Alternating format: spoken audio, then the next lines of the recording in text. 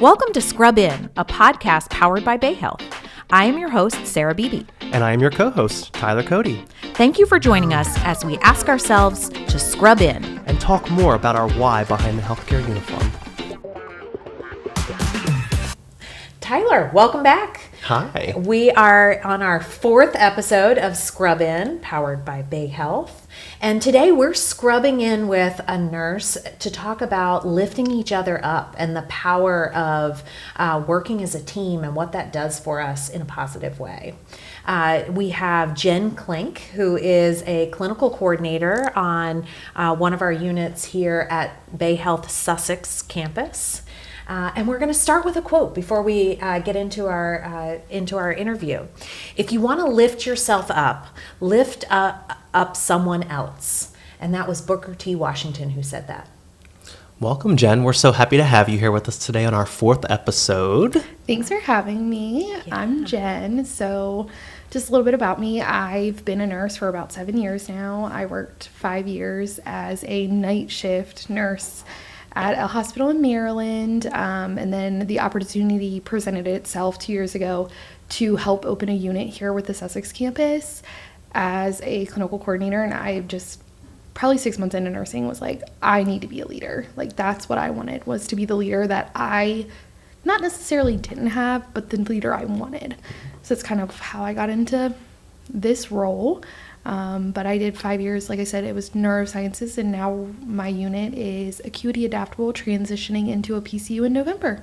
Okay. Very exciting. So for those of us who don't know about different nursing units, that's close to an ICU. So real critical patients or patients who may become more critical. Is that right? Correct. So We're like a step down from the ICU. So you're progressing, you've been critical, you can come to us before you're truly ready for a med surg floor, or, you're not quite ready for the ICU. So working closely with the intensivist and that staff as well. Okay, great. And where did you go to nursing school? I went to Del Tech in Georgetown. Okay, awesome. All right, great. And then did you get your bachelor's from them as well? No, I actually went to Chamberlain University. Okay, awesome. So you've got your bachelor's, and are you also you're a certified nurse as well? I'm not. Currently, my entire team is taking on the challenge to get certified. So it's good to have a joint effort for that. I said if they're doing it, I'm doing it. Yep. Yes. So you're working together as a team to accomplish that, which that is a big one. That's like preparing for boards again. It's scary. Oh, yeah. Yeah. And for those who are unfamiliar with how nursing works, we have a number of different certifications that really tell the world that you are an expert in that form of bedside nursing or in that form of whatever type of certification you're in. So, because I know you're a CCRN, yes. right? Yep, critical care certified. So it's Okay. one of the many certification opportunities in nursing that you can obtain. So it's a rigorous program of study, very formatted like the NCLEX, but specialized, and it helps to, broaden your horizons and expand your capacity as a professional nurse. Yeah, I'm definitely really excited to congratulations get it. for your team. That's a big move. That'll be a big accomplishment, especially for the whole team to do that. That's awesome. Yeah, you'll have to let us know how it goes. I'll let you know. Yeah. Yeah, awesome. So, as a leader in your unit, we were talking before we went on air, and you were talking about why you decided to come to your team, and I think that is really so interesting. Your experience with your team before, and then what you were looking for when you came to this to your new unit a couple years ago. So, like I said earlier, I knew shortly into my nursing career that I wanted to be a leader, but I didn't want to be far from the bedside. I wanted to be involved with the team, hands-on, be the person that they wanted. So when this opportunity presented itself, I was in my interview and I looked at the manager and I was just like, you know what? I hate to tell you this, but if this team is not as strong as my past one, I can't come.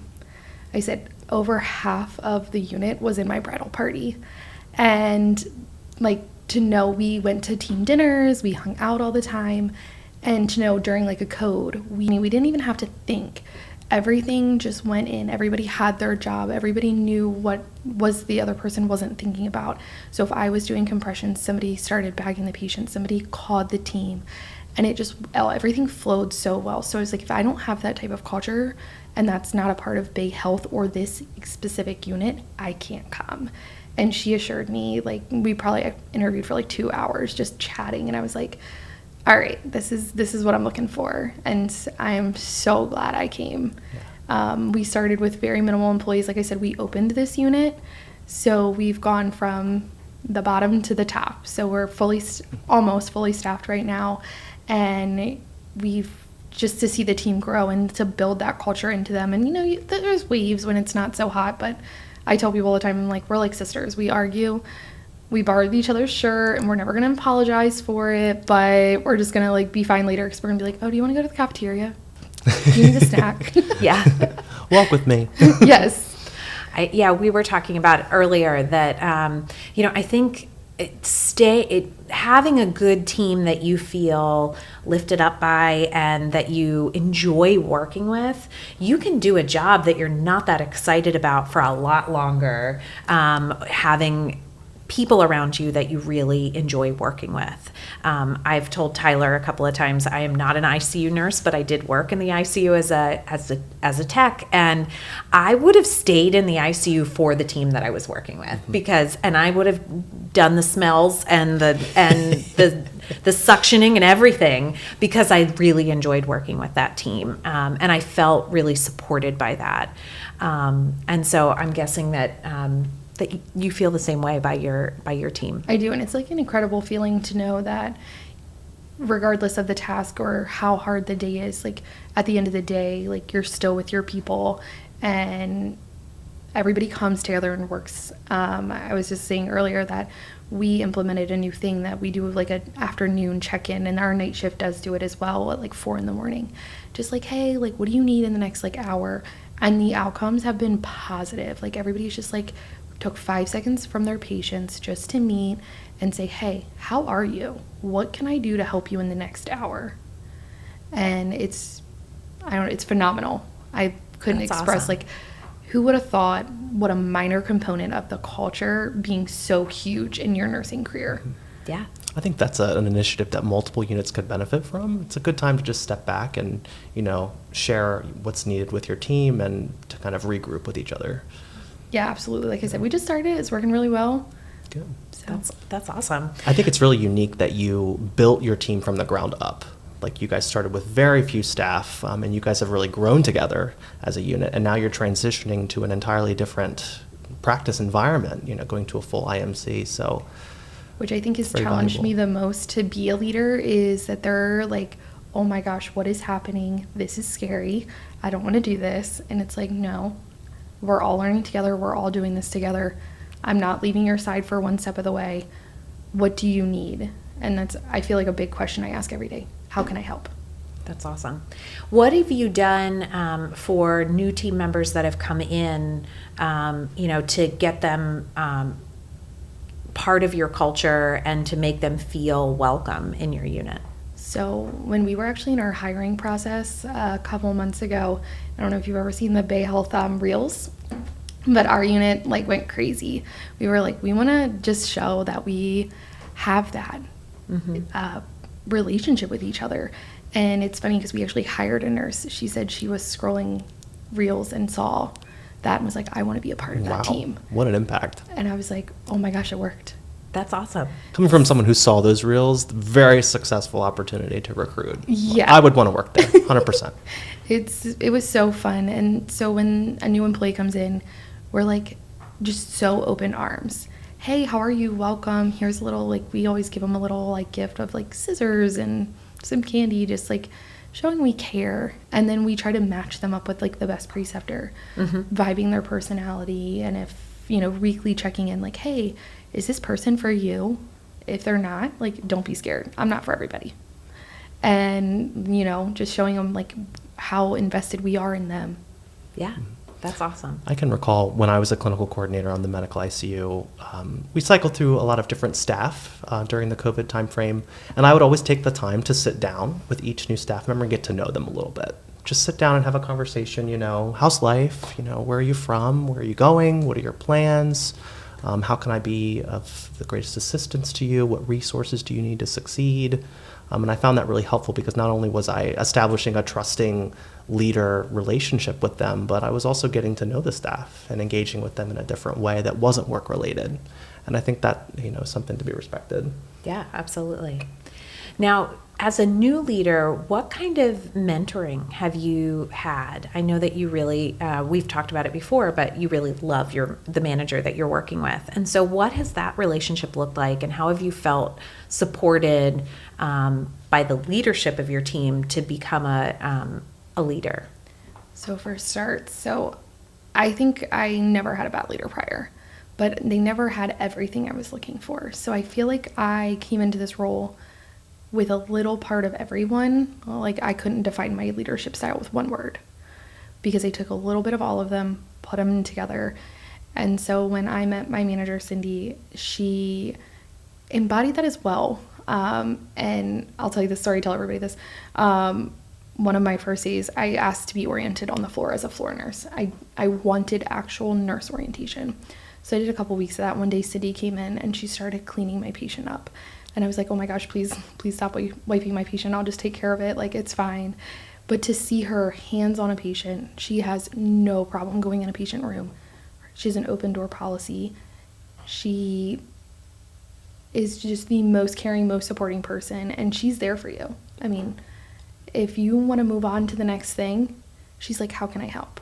Mm-hmm. Who can I introduce you to? Stay within the organization, but where can we take you? And it's just been so inspiring for me to work with her. And like, she's like my right-hand man. I feel like everybody teases her because sometimes she'll leave her keys in her office and then she'll get all the way to her car and doesn't have them. And so we're very well known by security. But then if I forget something, they're like, you spent too much time with Cindy. And I've tended to leave my keys in my office before too. So we are definitely becoming one, I feel like. So it's really nice because I think the team sees how well her and I work together and how we're pushing them to be the best they can be and how we're trying to involve our unit, because there was a lot of struggles into getting everyone to agree to take us into a PCU. Like, why would we do that? It's a big step. How are you going to do it? And she's had a lot of great experiences in her past that I feel like helped us as well. And I couldn't be more thankful for her. That's awesome. I think a good leader really fosters growth in others, like spends time to actually sit down and, foster the growth in everybody. Well, and understanding that you, as much as they would love to keep you where you are, and hey, I've got this person and we work so well together, if she were to see that it was time for you to move on or time for you to grow in a different way within the organization, or go back to school or something like that, a good leader recognizes that and understands that even though it might be painful to let somebody go, they foster that and they support that. And I know I've certainly had mentors and leaders that have done that for me, and I couldn't be more grateful because, it was something that needed to be done. Another thing that you mentioned, so she helped clean up your patient. And that reminded me of a story over the summer. So my mom was in an ICU this past summer, and my nurse's manager and clinical coordinator came in and cleaned, my mom needed to be cleaned up, and they came in and cleaned up the patient. And I knew that they were the manager and the clinical coordinator because I knew enough about the unit by the time they were doing this. But seeing that and then seeing how humbling it was for the nurse, and just seeing how they work together from a patient perspective and from a family perspective, it made me trust that unit so much more and appreciate the nurses on that unit and their leadership, even as an outsider. Now, obviously, I'm a nurse and I knew what was going on there, but as a family member, seeing a patient team or a patient care team work like that was just amazing and really gave you so much more, trust and faith in that team. So knowing that you've got that is really, really special. It's honestly the best. And it's so crazy to think, like, from coming bedside to just one step up into my role I am now. And our patients will be like, oh no, I'll wait for my nurse. I'll wait for the tech. No, we're not waiting. What do you need? I'm here for you. Yeah. And then it's interesting to see that trusting relationship build, that they're like, oh, you really are not just the charge nurse. You're here for me. Mm-hmm. So, yeah, it's awesome. That's awesome. Yeah, it reminds me of a statement: a patient in need is your patient indeed. Do not pass. Yes. Yeah. So what advice might you give to another leader on a unit that might be struggling with getting their team to be cohesive or getting together? Get to know your staff. Ask them what they want in a leader. Mm-hmm. And when, kind of how Tyler was saying earlier, when I came in, I was asking them, like, what do you guys want, like, out of a leader? And, what are you looking for? And they all kind of were like, we just want someone to be there for us. And through this time that I've been in this role, we've done many trials and errors of different things to get everyone together. You have an event outside of work, somebody's upset they have to work, and then letting them know it's a 24-hour facility. I didn't pick this day for it to be the day you work. Having another event, just constantly doing all the things and realizing if you can't do it for one, you can't do it for everybody. So, or if you can't do it for everybody, you can't do it for one, sorry. So, I mean, my biggest advice would be just to get to know them and be there for them and do everything with them. It's like establishing a personal connection with the people that you lead, because then they see you as a human being, they see you as a resource, but they also see you as someone that they can confide in and trust. So establishing that personal connection was always a priority for me in particular. So I'm glad that you've started on that track with your staff. And I think a lot of them see the side of, I was new to the organization. I haven't been a nurse forever, but I didn't know all the policies. And admitting to them, I don't know.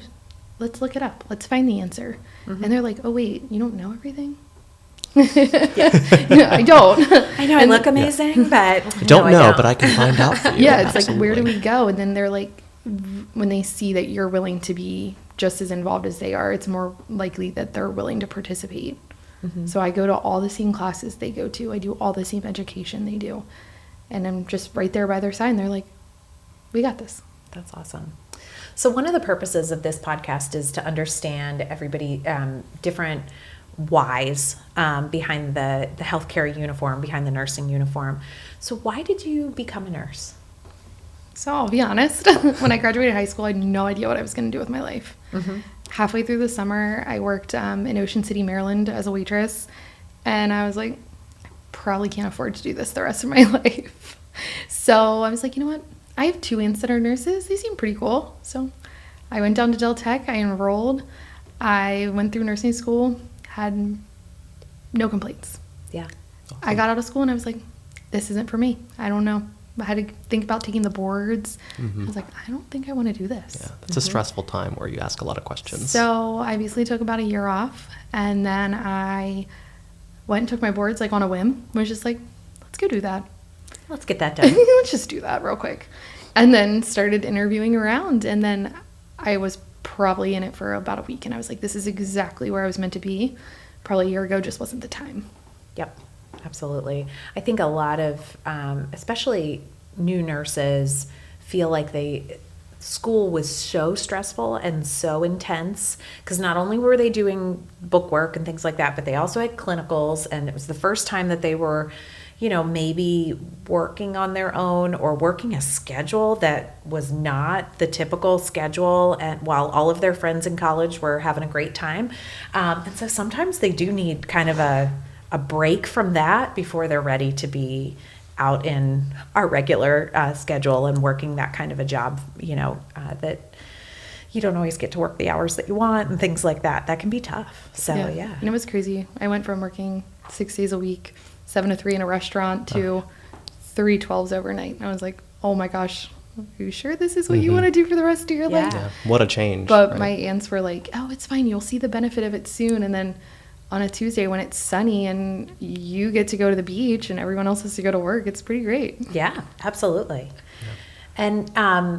And we've asked other guests about this, but what do you do outside of Bay Health? What do you do when you go home? Are you still a nurse all the time when you're at home, or do you totally shut it off when you go home? 50-50. I'd say I'm still a nurse a lot of times. Have to learn. It's a really hard balance becoming a leader of disconnecting from work, when they all have your phone number and they want to call you and ask you questions or, need a schedule change. So that's a really hard work-life balance. But I've definitely learned with the staff being like, hey, I'm going away this weekend. And they're like, okay. And crickets. That's awesome. That's really nice.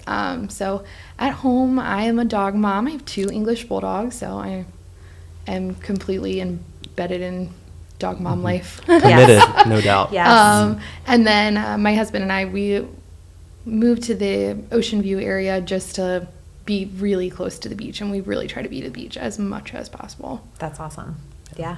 Yeah, we were discussing how it's important to have like that disconnect piece, that release, and it looks like the beach is a release for us all. Yes, I think so. In some way, shape, or form. It's definitely part of the perfect location of this organization. Absolutely, yes. I know. I never regret moving closer to the beach. So, because it's just, there's something so special and relaxing about it. And then to be able to work so close as well is awesome. So, I always try to convince our travel nurses. I'm like, this area is really great. That's why you came here to travel, was the beach and all the different things. So I'm like, you might as well just sign on and work here full time. Absolutely. It's a sales pitch, no doubt. Yes. Definitely. Yeah.